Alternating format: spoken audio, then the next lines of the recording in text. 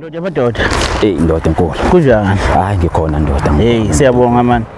Ihambe yazatholana. Hambe yazatholana. Mfowethu ngifuna ukuzwa mhlawumbe ilokhuzana igama nesibongo mhlawumbe sitshela umbukele ekhaya uba igama nesibongo. Igama lami nguThulane. Isibongo sami umhlungu. Yeah. Nokho ke isibongo singajwayelekile kakhulu. Hayi asijwayelekile ngiyasiqala mina. Isibongo ke singajwayelekile kakhulu nokho ke sizosandisa. Sifuna ukusandisa isibongo saba. Manje awungitshele mfethu mina ngiyazi ukuthi usibhaleleleni unankinga yini. Ngiyafisa kodwa ukuthi uchaze nje ukuthi yini mhlambe kuze nomuntu okekhaya athole ukuthi yini ebangelela ukuthi usibhalele. Ndoda enkulu. Nginoma umntwana. Yeah. Uma umntwana hayi umuntu oright. Yeah. Umuntu oright kakhulu uma umntwana umuntu ubambisakayo naye. Ukwazi ukubambisana naye empilweni eniqhube nje impilo kahle. Yeah. So manje ndoda enkulu kuye kwahamba kwakhona la mina naye uma umntwana singaboni ngasolinye kwasifika ekutheni siyahlukana. Yeah.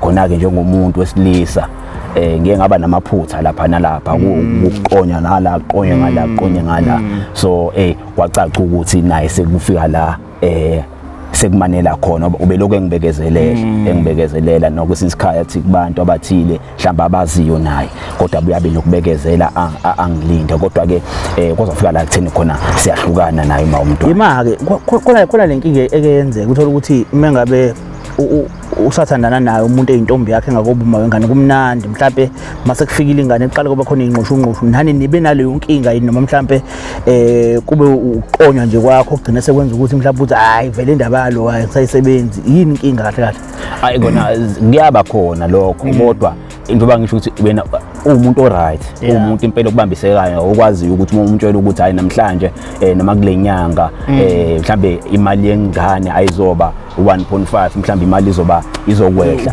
understand asazi isimo kodwa futhi nje kwafika la ekutheni khona ke nje lento ozokuqonywa nani kwafika naye zimanela khona kwaze wafika la ekutheni khona ke hayi ibe njani impilo engasekho yena impilo ibe yinhle impilo ibe nzima engasekho kona ukuthi ke uthe uqala yathi wathi ibe yinhle phela kusho ukuthi bekhona umuntu obothandana naye ngaleso sikhathi mosaqala ku relationship mhlawumbe mawusakubukela kude kuhle mase ufika eduze akusemnandi ngoba baye bathi uthando olusha luba mnandi melisaqala kodwa mekhamba isikhathi into obunayo uyibona ivele umuntu masevela ama two colors akhe ubuka ama two colors umuntu osuka kuyena so uyaqala uyabona ukuthi ngathi ngishayeke kakhulu ngalomuntu oyambeni ngalohambile bekungcono emuva ufuna sikwenzele thina mfethu ngiyafisa kakhulu mfethu ningisize kakhulu mfethu ukungihlanganisa noma umntwana sikwazi ukulungisa izinto zethu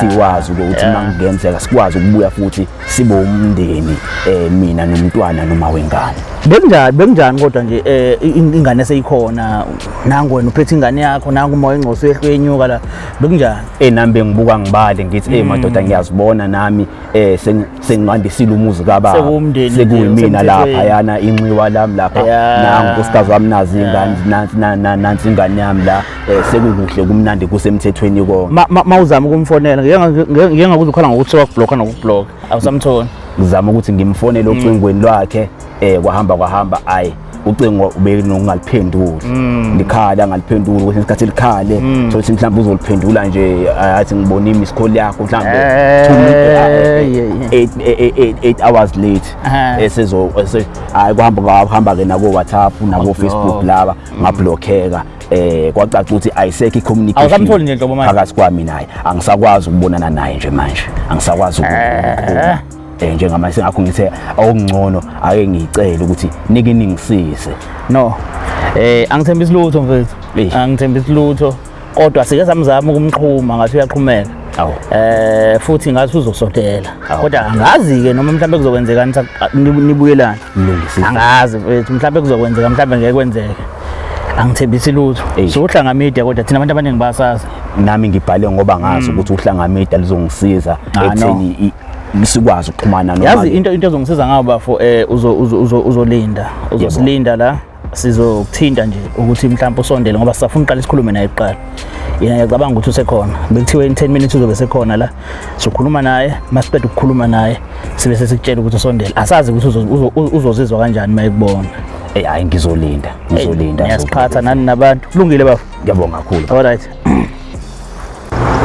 akubingelele umbukeli lapho ngasekhaya namhlanje ngithi pride aside ubingelela uMr Xebu uqumba amaqumba nalaqombise lesele lentaba nibingelela umbhinyiliki into abathe beyivimba ngapha yaphuma ngapha abantu beyivimba ngapha aphuma ngapha nibingelela umavala nge1000 nibingelela umavala nge16 nibingelela umavala ngenkulungwane namanje shintshile manje ngithi pride aside thatha ipride yakho uyibeke eceleni lena ngisho inkulukazi la khona othola ukuthi uma wengane nobaba wengane kuhambe kwaba khona la bangaboni khona ngasolinye bahlukana uma ngabe behlukana abantu uthola ukuthi kune side elisuke lithi asihlukane kune side elisafuna ukuthi kuthandane le side elisuke lifuna ukuthi kuthandanwe ilona side kuyilona elinamaphutha la kulobudlelwane noma la kule relationship lelo side ke ilona elithatha ithuba lokuthi bafethu ake ngithatha ipride yami ngiyibeke eceleni ngicela ningilekelele bafethu ukuthi sithole uma wengane yami noma ngicela ningilekelele bafethu sithole ubaba wengane yami sihlale phansi ngivuma amaphutha ami kuyena ukuze sikwazi ukuthi siphinde siqhubeke futhi sithandane ngoba ngiyafisa ukuthi ingane yami ikhule phakathi kwami nobaba wakhe noma phakathi kwami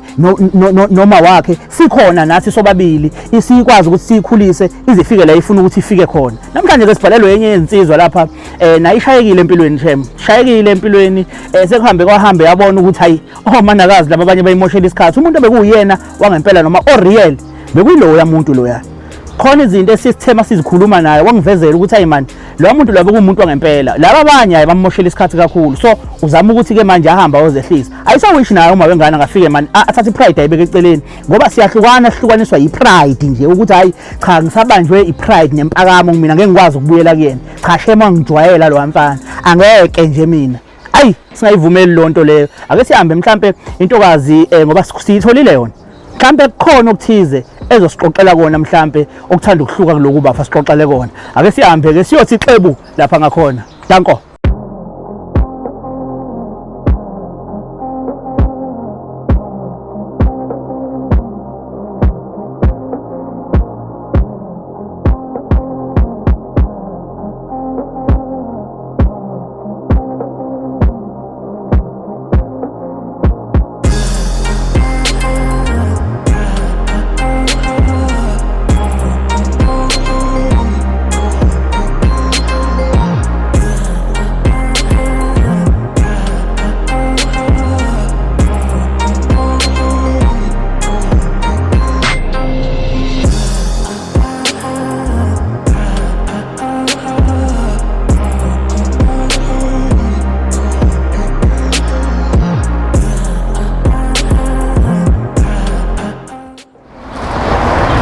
Sister, khamba kanjani? Ngiyaphilela. Ya, siyaphila. Siyabonga ukuhlonipha mfethu, siyabonga. Noma ungazi ukuthi uzengani kodwa ke siyabonga kakhulu. Siyabonga. Sisho esibiza ukuthi pride aside. Pride aside. Ngicabanga ukuthi mhlawumbe into esingaqala ngayo ukubuza igama mhlawumbe nesibongo. NgoNontando Bhengu. Nontando Bhengu. Ngolozi.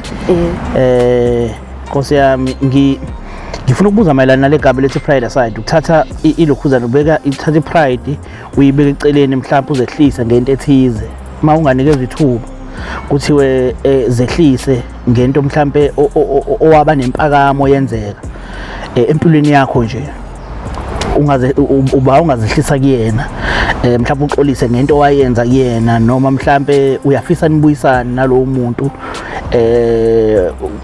ubanje ungabasekhanda ukuthi hey man ngiyafisa ukuthi ngixolise kubani khona into eyenzeka ngangathandi umkhulu wakho indaba kwenzekani saxabana sibani indaba ukuthi kumele ngiyohlala kumalume yena efuna ngihlale ekhaya efuna uhlale ki naxabana mhlawumbe wagcina sokunamagama wakhulumayo angekho right kwakhipheka kwashelela nolimi wagcina ungazange uziweke uxolisa kumkhulu bungagcina ngingaxolisanga ngayo njalo lento yempakamo nepride yayileweli kuhlela ukuthi hayi naye bebheda methi uma ungathiwa unikezwe ithuba manje kuthiwa hamba uyoxolisa ungahambi uyoxolisa kumkhulu ngaya yo usaphila usaphila I know man le show yethu sisi isho mhlambe yomuntu osuke ofisa ukuzehlisa ofisa ukuthi axolise anganoma uyafuna nisikuphelezele siye kumkhulu ungajabula sikuphelezele okay ngaphambi kokuthi kuphelezele kumkhulu ukhona umuntu ofuna ukuzozehlisa kuwena nawe bakhona abantu abakonile empilweni abafisa ukuzehlisa kuwena that is why sikubizile ukuthi asondele azozehlisa ingane unayo unayo ingane okay okunye ngikuzwile ukuthi uyafunda ufunda kuphi Ngifunde uJ. Ufunda uJ. Uhamba kanjani kuyafundeka? Kuyafundeka. Okay. Manje la KZN intshebe bongenayo. Sekuba indaba endala nje. Okay. So bekuphileka kanjani? Khona into ye long distance relationship inokuvamisa ukuthi ibe inkinga esikhathini esiningi. Bekuphileka kanjani kodwa ekude? Kuyazameka. So senahlukana nalo muntu. Okay. Umuntu onaye manje uhlala kuphi? Uhlala khona eGoli. Nisegoli nonke. Okay. Mawucompare ubudlelwane bakho bedlule nobudlelwane obubona manje bunjani? Hamba kanjani?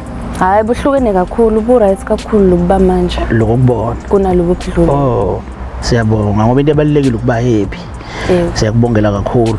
So lo muntu ke olukhuzi losibhalele ukhona around la. Ukhona around. Uyafisa ukuhlala nawe phansi.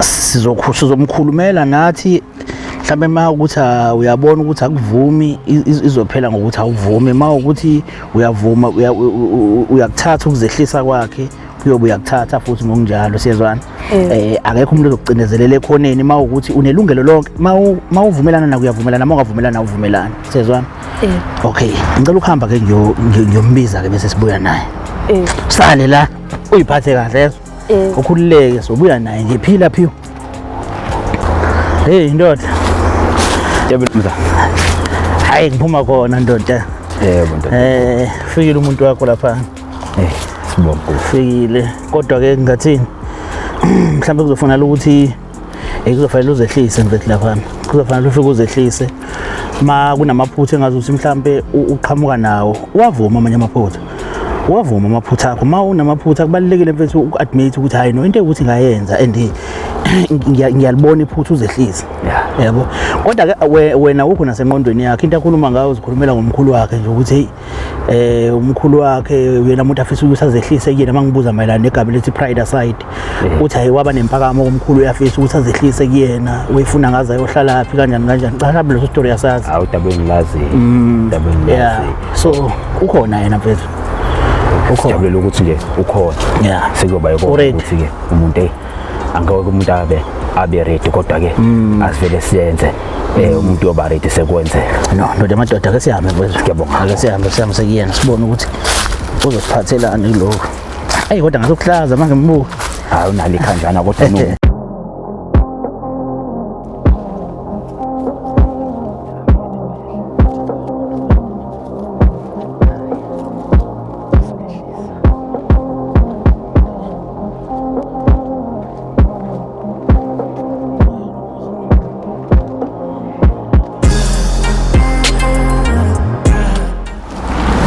sawubona Ntando Kanti benikhuluma ngalo muntu lo? Uyena. Hayibo. Ngathi ngizomusho isikhathi. Yehlisa ulaka Ntando ungizwe nje isikhashana nje ngicela nje lokho ungiphi ithuba nje. Isikhathi sami. Lokho ngizwa nje. Ngikuza ukuthi uthini? Ilokho engize ngacela ukuthi bangisiza abaka Pride Side ukuze sikwazi ukuthi sihlalisane phansi sixoxe ngoba angisakwazi ukuthola ngisho einkundleni zokuxhumana. Ngangikublockele khona nje ukuthi singaxhumani usubona ukuthi uze ngalapha ngoba ngiyafuna ukuthi silungise izinto. Ikhona into esangalunga nje wena mubuka.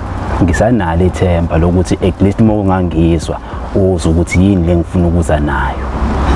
Ngiyaxolisa abafethu ngiyazi kade nagcina nasebona ukuphakama kwemoya manibonana okuyinto engicabanga ukuthi mhlambe vele kufanele ukuthi mayenzeke yabo kodwa ngiyafisa mina sister ukuthi ngizwe side lakho kuqala ngoba elikaba side sengizwile ukuthi mhlambe abantu mebethandana bayaqomana bathandana kufika kanjani ekuthenini kuhlukane ziningi izizathu ezenza ukuthi kuhlukane uyabo ziningi kakhulu izizathu ezenza ukuthi kuhlukane kodwa ke angifuni ukugijima kakhulu le phambili ngingakaqali ngokuthi ngibuze igama lakho nesibongo ukuthi ubani nguNontando Bhengu uNontando Bhengu usuka kuphi nendawo ngisuke ethungathi.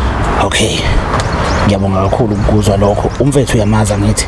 Yebo. Umazi kanjani? Sake saba nobudlelwane ngaphambilini kodwa kuphelanga kahle.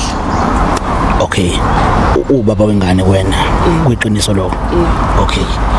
Ngicela ungithathe ungibeke mhlawumbe ukuthi kufika kanjani ekuthenini nizelihlukana. Kuningi nje amantombazane utshwala uyadakwa kuningi. Okay. Awuphuza utshwala wena? Cha, ngitshwala ngithinta. Okay, into ekuyiyona eyakwenza uqhele eduze kwakho kwaba amantombazane notshwala. Hayi khona okunyawo ke wakwenza wafika ekhaya laphana. Wafika walwa wabangumsindo edakiwe waphusha ngisho uma uyacabanga umuntu okuyena ugada ingane yethu. Wamlimaza. Waphusha uma wakho wamlimaza? Yebo, uma uzwa esibhedlela wafaka ukhonkolo ngenxa yakhe lo. Bafaka zonke ungitshele lokho. Udaba esasake salixoxa salilungisa. Ngiye ngahamba noma uma ozala mina saya khona ekhaya esalilungisa udaba noma wakhe ugogo umntwana. Safika sayikhipha imbuzi eyayiceliwe ukuthi asiyikhiphe ukuze ukuthelelana amanzi phakathi kwami nogogo umntwana. Okay. Ingakho mhlawumbe ngiye ngathi mengiyabe sixoxa kwawudaba engaliveza kakhulu ngoba lwaselilungisekile. Alright. Uthi wamyekela ukuthi uyaphuza nokuthi uthanda amantombazane. Okay. Nalodaba lo sokungitshela lona olunye lokuphuza leyinkinga ezabakhona.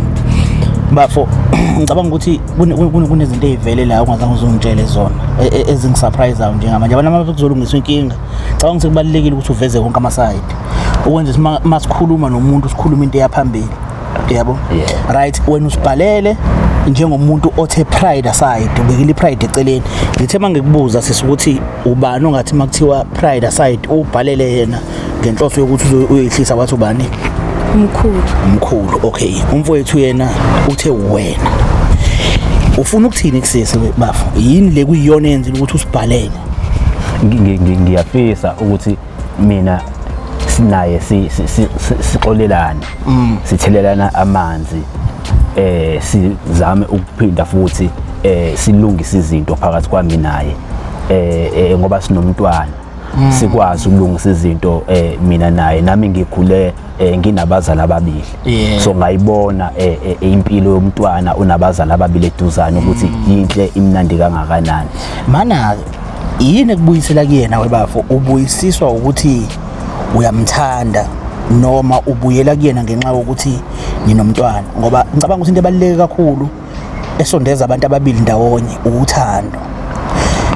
Uma ngabe uthanda ingane ungayithatha ingane uhlale nayo, kodwa uma ngabe uthanda yena nengane yakho uveze naloko enkulumweni, kungabe ukuthi ubuyelana nayo ngoba ujabulisa ingane.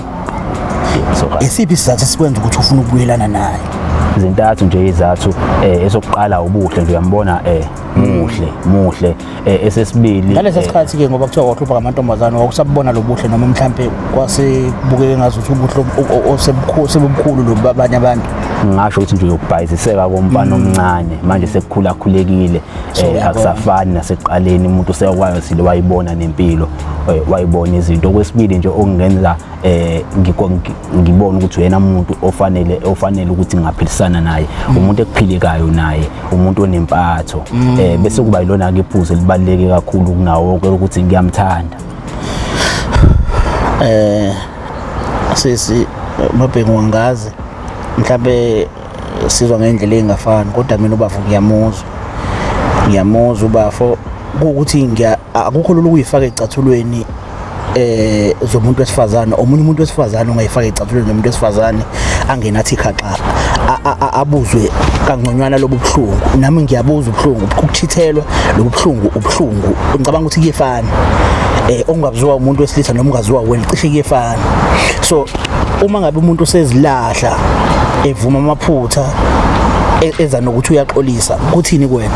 Kanjani esaxolisa engakubali konke angisikhona ozewakuzwa ngami bekufihlile. Kushuthi kahle khona bengenzeka mangingathiwa beyiqiniso from the beginning. Ngiyacabanga. Hey baba. Ngathi kumele siqale sisebenze. Lokho engakuvezanga angivezanga ngoba ngithi mhlambe into ephakathi mhlambe kwemndeni yombili.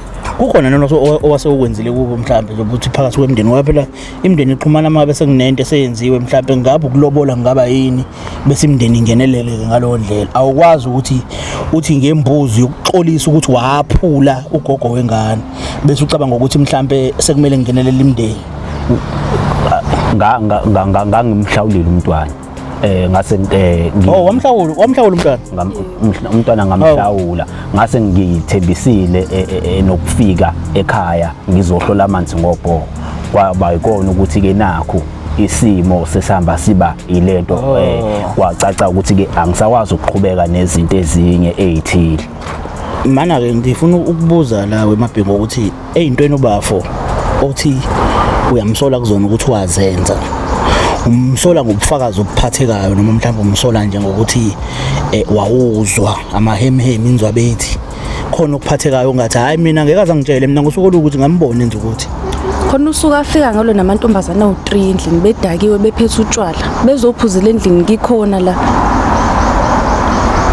amantombazana ayini naye ngiyacabanga usuka kuyintombi zakhe angithi yabona manje inkinga ileyo ukuthi imicabango waba nayo kodwa bafuna ngicabanga ukuthi kukhulu ungahloniphi ukuthi ungasuka la usuka khona namantombazane kakhulukazi kuphuzo uwathathe uzowalethe endaweni la khona uma wengane yakho nengane yakho yabo esiphi isibindi owaba naso kwenza kana enhlizweni nje kwenza lonto awumbeke lapho kwakuthini yena akakhulumi iphutha impela ukhuluma iqiniso njengoba nje nami ngizozehlisa ngibeke nepride yami eceleni kuyiqiniso lo akushoyo ukuthi kwenzeka safika nawo amantombazane lawo amathathu kona amantombazane lawo esasisebenza nawo emsebenzini kuwenziwe istaff party uthe mase sekushaya isikhathi sokugoduka notshwala sebudlekile ke kwacaca ukuthi imoto ebizobalanda ayisafikanga akasatholakala nasocingweni umuntu abebezohamba naye ngase ke ngithi angibathathe sizohambisana nabo siye ekhaya ngoba ke akhona amakamera akhona bezolala kuwona what about uma wengane utshwala ukuthi njengoba ngisho ngithi utshwala ila ngafunda khona ezinye zeyifunda ukuthi utshwala abubuyiseli. Alright nangu uma wengane yakho uyasuka emakhaya uyahamba ubheke eGoli uyozama impilo uzamela wena uzamela ikusasa lenu ngoba angingani abantu ababebuka kabeya phambili yebo uyahamba eGoli uyozama usale wenzani la emuva ukukhombisa ukuthi njobu lapho ngingasesayidini lakho ngiyakuseka ngisakuthanda njengasekuqaleni awenze into yenzayo lapho uqede ubuye siqhubeke nempilo khona mhlambe ozisolayo ngako owakwenze ngasekho mhlambe ngicabanga ukuthi kumele ugonyuluke ukhiphe yonke into ngaphakathi umtshele makuthi khona owakwenza noma ngitshela uyena angazi akukho engakwenza ngaphandle ukuthi kuthe la sihlukana khona ngase ngizama ukuthola umuntu engabambisana naye empilweni so kube izinto ukuthi niyazama akwenzeki ushiye phansi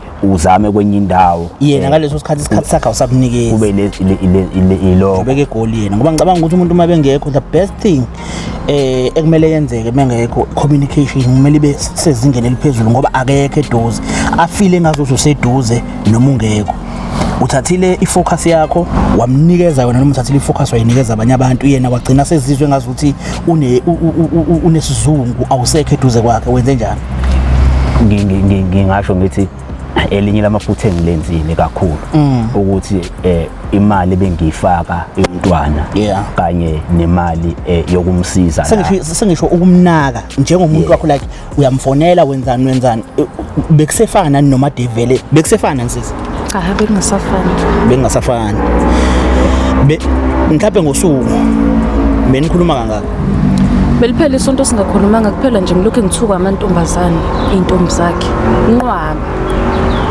inamba ziyithathaphi angazi mhlawumbe bayanikana inamba yami masebendawonye bafu cha okusho ukuthi uma mhlambe umuntu mhlambe masekudlekile lapha ucingo alithatha libeke lapha yana mhlambe kungenzeka ukuthi ke mhlambe kwenzeka nokuthi ke mhlambe ku Facebook laba kuyenzeka abantu bafaka inombolo zabo kungenzeka ukuthi mhlambe bayithola nalapha inombolo ngaleyo ndlela leyo kodwa abengeke ngikwazi ukuthi ngithathe inombolo yakhe ngiyinikeze abantu engazi ukuthi egcina kusuku ngakhona ukuhilizisana ngoba nako ukumnika isikhathi uqinisile kona ngiye ngaba nokulekha lapha ekumnikini isikhathi ngaba nengqondo asikhuluma iqiniso into ebeyikulekhisa bekuthi kunabantu ophila nabo bakhona bekunabantu ukuthi khona abantu ebengiphila nabo ngaleso sikhathi ngizibona sengathi kumnako kwanele uma ngabe ngifaka imali yomntwana noma ngafaka imali yokuthi la ehleli khona akwazi ukuthola naye isinkwa lapha nalapha ngathatha ngokuthi kuyinto ekhombisa ukuthi ngiyamnaka kanti sengiyalekha nalapho. Sisi wami ngicela ukubuza kuwena uzizwa kanjani njengayo yonke lento cishe nesikhathi wamgcina ubafa? Inkinga akhombisa ukuxolisa nalokuxolisa uthathe izifu uxolisa kuwena akaqondi ukuthi uxolisa kumina nalamaphutha lakhe lawo lokho ewavuma akawavumi kumina uwavuma kuwena. Mhlawumbe ngicela nikhulume nobabili mina bafu ngicela ukhulume nosisi straight njengomuntu owona yena yabo ngicela ukhulume naye akhulume nawe njengamanje sisi nangu ufikile uzokhuluma lento ayikhuluma uzizwa kanjani ngakho kona lokho? Khona ukuxolisa kuyinto engajwayelekile kunomba ngasho ngithi ku right lokho akwenzayo okay kukhona ukuthi umuntu sisaxolisa lokho ukuthi ngiyaxolisa mhlambe nawe umxolele ngoba uyaxolisa kodwa uthola ukuthi la ufuna ukuthatha kubuyisele khona awusaphindeli khona yebo uyamxolela noma mhlambe uyamxolela nala ufuna ukuthatha kuyise khona futhi uyahaya noma awusafuna ukuthi akuphinde ngento efana yebo kumxolela khona uyaxola umi kuphi wena sisi? Ngiyamxolela ukumxolela kodwa la ufuna ungibuyisela khona kuselula. Why? Ngeke ngiqale phansi ngithi sengithi ngikhanda ubudlelwano obusha nomuntu omusha ngiphinde ngibuye lobishini futhi. Yo abafungela uzikhulumele cha angixolise kakhulu Mabhengu into yenza ukuthi kube sengathi ngikhuluma nobhudi la ingoba bengiphendula imibuzo abeyibuza kodwa naye ingathi imibuzo abeyibuza bebhekisa kumina njengemibuzo evela kuwo. Ngiyaxolisa kakhulu ngezinto engizenzile bekungesiyo inhloso yami ukuthi ngikulimaze kodwa zahamba izinto ebengizenza zavela kumina ukuthi bengikulimaza kangakanani. Ngiyafisa nje kakhulu ukuthi ungixolele sibuye futhi sikwazi ukuthi sithathe izinto kancane sibone ukuthi sisithatha zisibekaphi. Hayi kuyazwakala kodwa phela okwamanje ngisadiniwe nje mhlawumbe ngisangadinga ukuthi ngithathe isikhathi nami ngiyicabangisise nokuthi ke kuzoyeka le yonke le nto yakade lokhu yenza. Ngiyacela Mabhengu unginikeze ithuba ngixolise ubone ukuthi angixolisi ngamazwi omlomo kuphela kodwa nezenzo zami unginike ithuba ukuthi ngikuvezele ukuxolisa kwami nokukuthanda kwami ngoba ngisho utshwala sengabiyeka sengineminyaka emibili ngabiyeka utshwala ngenxa yokuthi ngibonile ukuthi enye yezinto njoba nawo bolokhusho ukuthi angehlise noma angiyeke sengihambe ngabona ukuthi into awuyisho yayiqiniso kangakanani utshwala angisaphuzi sengabiyeka. Uyakholwa kodwa ukuthi so abiyeka ngempela bafu angisaphuza utshwala sengabiyeka impela ngithi ngine unyaka ungezi bafu uzoxolisa uphinde ueda amanye amanga angisho ukuthi unamanga kodwa senje ukuthi ungathi mawuxolisa ueda ezinye izinto ezizojabulisa inhliziyo yakhe zimihehe ukuthi abuye bese masebuyile afike kusenjalo futhi xolisa ngezinto ozoba nesiqiniseko ukuthi mayebuya ngeke asayithola ngeke asayithola. Uzizwa kanjani? Ngeke asayithola.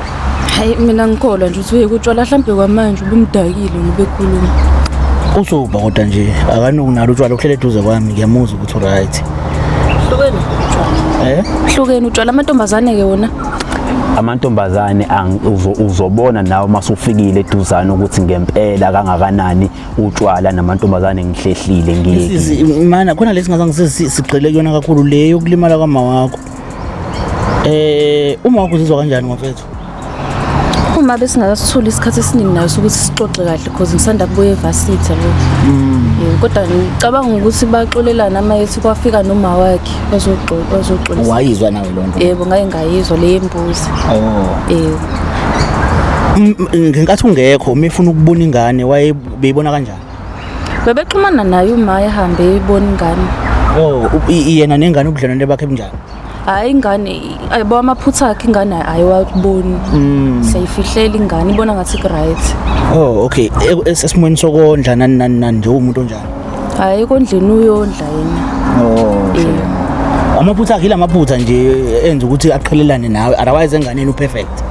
Benganeni uperfect. Inkinga ukuthi ubuye beingane kwayena enzisa kuyingane. Bazana aphuza utshwala. No, angazi kahle kodwa ngicabanga ukuthi isicelo sakhe uyasiza ukuthi sithini. Uba ufinta ayifisayo, ufisa ukubuyelana nawe. Ufisa ukuthi niqhubeke nibe umndeni nengane naye, ufisa ukuthi ingane ikhule phakathi kwenu nobabili nibhekile nobabili njengabazali. Ngicabanga ukuthi mawukuthi uqaphelisise kuyinto ethanda ukuthi benzima ukuthi ingane mayiya kubo ngoba kubo kamfani kababwayo uthola ukuthi mayiya kubo ithi ya kababa yabo manje akuzwakali kahle kani kubo kahle lapha akukoni kababa ikubo so uthola ukuthi mayikini ila izizwa khona engathi kubo uyabo so ngicela shemna uthi uyibhekisisa lento yakona into ebukhuni kodwa esikhathini esiphila kusona ma kunomuntu wesilisa osazama ngakho kusemandleni ukuthi ufuna ukubuya abantu besilisa bayagalavanta isikhathi esiningi bonke angivuni kona njalo ukwenza kwamadoda kodwa kubonakala kuyinto eyenzakalayo day in day out eindaweni ezihlukahlukene yenzeka indaba ukuthi umuntu wesilisa uqonyiwe lapho impilo abayiphila futhi ngicabanga sebehlulile and ma uthi uyamyeka uyakomunye uzothi uyafika nayo istory siyefana umyeke uye komunye uthi uyafika nakhona futhi istory siyefana asisho ukuthi ningakwenza ukuthandwa izinhliziyo zenu kwenzeni ukuthandwa izinhliziyo zenu kodwa ungalimali times 90 ebantwini abahlukahlukene ngicela ukuthi uhlale phansi nawe uyibuke into akayikhulumayo angimvuni wrong 100% indaba ukuthi uthandana nalo muntu uthandana nalo wrong into wrong wrong futhi nakho ukuthi aze aphusha uma wakho ukuze kube ukuthi uyaphuka ngenxa yakhe wrong bafu waba wrong 100% ungisho ngayikhokha imbuzi kodwa ngeke ukukhokha ukuqhoboka komlenze womuntu ozala intombi yakho omdala kusho ukuthi waphula ilokhuzane waphula umlenze kanyoko ozala wena okuyinto wrong ngiyalivuma iphutha lami ngalivuma nakuyo mama ngalibeka udaba ukuthi ngibone iphutha lami engilenzi waxolela yini balamukela uxolo lwami ugogo umntwana ingane isavakasha kini ingane isavakasha ekhaya